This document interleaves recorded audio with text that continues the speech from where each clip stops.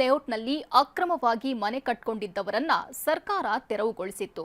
ಕೇರಳ ಸರ್ಕಾರ ಎಂಟ್ರಿ ಆಗ್ತಿದ್ದಂತೆ ಬೇರೆ ಕಡೆ ಮನೆ ನೀಡೋ ಭರವಸೆ ನೀಡಿತ್ತು. ಆದರೆ ಅದೇ ಮನೆ ಭಾಗ್ಯಕ್ಕೆ ಬ್ರೇಕ್ ಬಿದ್ದಿದೆ. ನಿವಾಸಿಗಳಿಗೆ ಮನೆ ಸಿಗೋದು ಡೌಟ್ ಎನ್ನಲಾಗ್ತಿದೆ.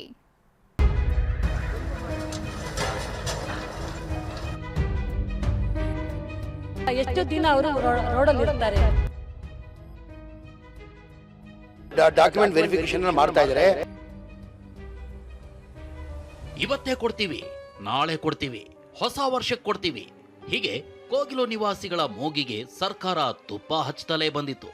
ಹೊಸ ವರ್ಷ ಆರಂಭವಾಗಿ 2 ತಿಂಗಳು ಉರುಳುತ್ತಾ ಬಂದ್ರೂ ಕೋಗಿಲು ನಿವಾಸಿಗಳಿಗೆ ಮನೆ ಸಿಗೋ ಲಕ್ಷಣ ಕಾಣ್ತಿಲ್ಲ.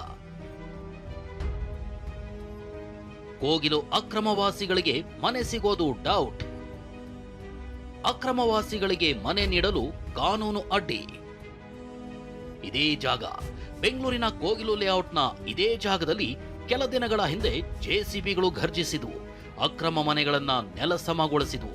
ಅಕ್ರಮ ತೆರವು ಮಾಡಿದ್ದೇ ತಪ್ಪು ಅನ್ನುವಂತೆ ಕೇರಳ ಸರ್ಕಾರ ಎಂಟ್ರಿ ಕೊಡ್ತು. ನಾವೇನ್ ಕಮ್ಮಿ ಇಲ್ಲ ಅಂತ ಕಾಂಗ್ರೆಸ್ನ ಕೆ.ಸಿ. ವೇಣುಗೋಪಾಲ್ ಸರ್ಕಾರದ ಕೆಲಸದಲ್ಲಿ ಮೂಗು ತೋರಿಸಿದ್ರು. ಸಿದ್ದರಾಮಯ್ಯ ಸರ್ಕಾರ ಕೂಡ ಅಕ್ರಮ ನಿವಾಸಿಗಳಿಗೆ ಸಕ್ರಮ ಮನೆ ಕೊಡೋದಕ್ಕೆ ಹೊರಟಿತ್ತು. ಹಗಲಿರುಳು ಕಣ್ಣಿಗೆ ಎಣ್ಣೆ ಬಿಟ್ಕೊಂಡು 26 ಕುಟುಂಬಗಳ ಪಟ್ಟಿನೂ ಮಾಡಿತು. ಅದೀಗ ಇವು ಕೂಡ ಸರ್ಕಾರಿ ಮನೆಗಳಿಗೆ ಅರ್ಹ ಅಲ್ಲ ಅನ್ನೋ ವಿಚಾರ ಬಯಲಾಗಿದೆ. ರಾಜೀವ್ ಗಾಂಧಿ ವಸತಿ ಯೋಜನೆ ನಿಯಮಗಳ ಅನುಸಾರ ನಿಯಮಕ್ಕೆ ಅನುಸಾರವಾಗಿದ್ರೆ ಮಾತ್ರ ನಿರಾಶ್ರಿತರಿಗೆ ಮನೆ ಸಿಗಲಿದೆ. 5 ವರ್ಷ ಕಡ್ಡಾಯವಾದ ರೆಸಿಡೆನ್ಷಿಯಲ್ ಸರ್ಟಿಫಿಕೇಟ್ ಇರಬೇಕು.